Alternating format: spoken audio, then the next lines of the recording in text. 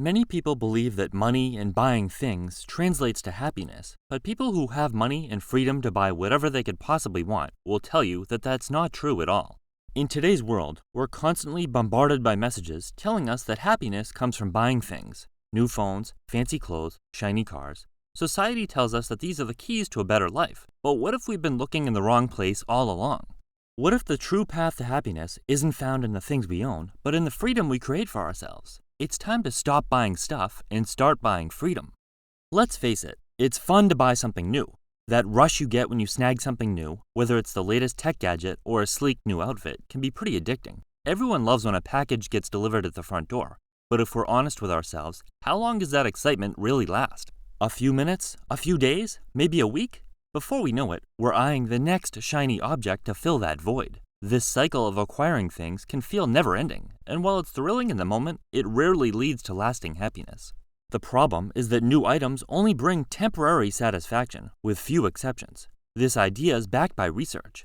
Experts say that people often experience a spike in happiness when they buy something new, but that joy fades faster than we'd like to admit. The more things we acquire, the more we become trapped in a cycle of needing more to feel that same high. It's like a hamster running on a wheel. We're convinced that the next item will be the one that finally makes us happy. This is exactly why wealthy people, despite having access to everything money can buy, are always seeking something more. When you can afford anything, the thrill of getting something new fades even faster because there's always something bigger, better, or rarer to chase.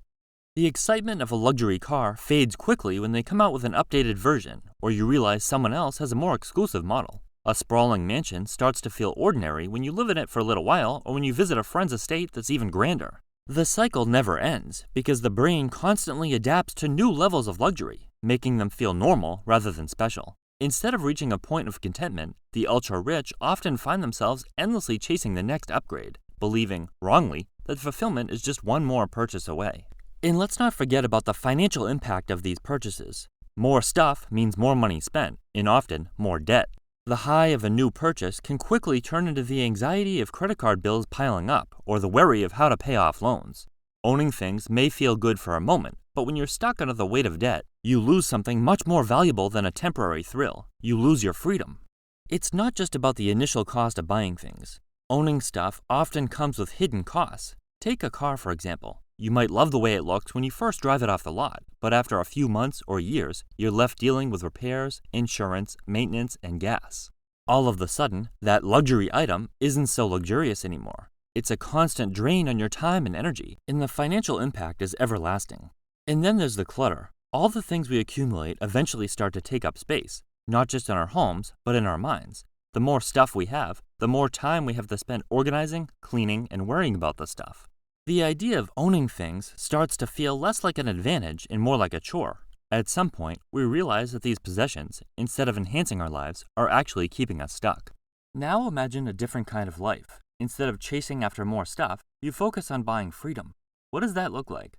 Freedom is the ability to choose how you spend your time, your energy, and your money, without the constraints of debt, obligations, and unnecessary material goods holding you back.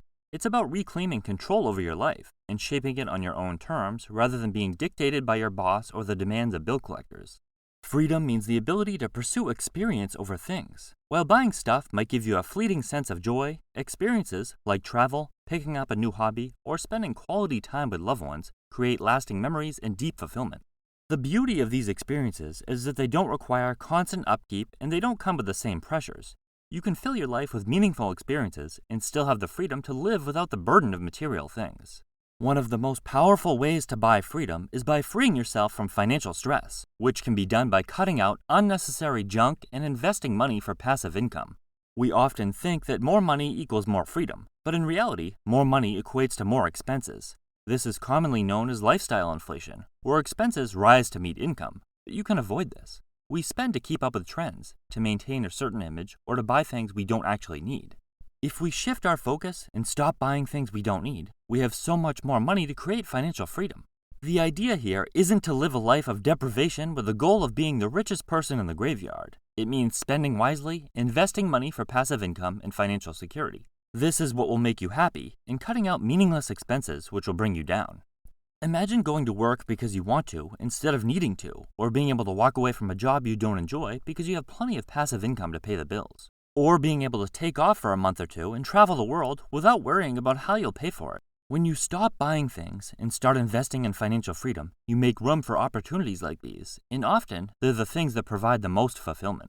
When we prioritize possessions over freedom, we also sacrifice our time. We work long hours to afford the things we think we need, and in the process, we lose the ability to enjoy our lives. Working non-stop means missing out on family time, skipping lunch with friends, no rounds of golf, and never getting to sleep in. But freedom gives you something far more valuable than possessions ever could: time. Time is our most limited resource, and when we focus on buying freedom, we can regain control of how we use it. By simplifying our lives, by letting go of material things that end up draining us more than enhancing our lives, we create more time for what truly matters. Imagine how much richer your life could be if you had more choices and time, your most precious resources at your disposal. Besides having more time and financial freedom, there's also a huge mental and emotional relief that comes from letting go of the constant need for more stuff.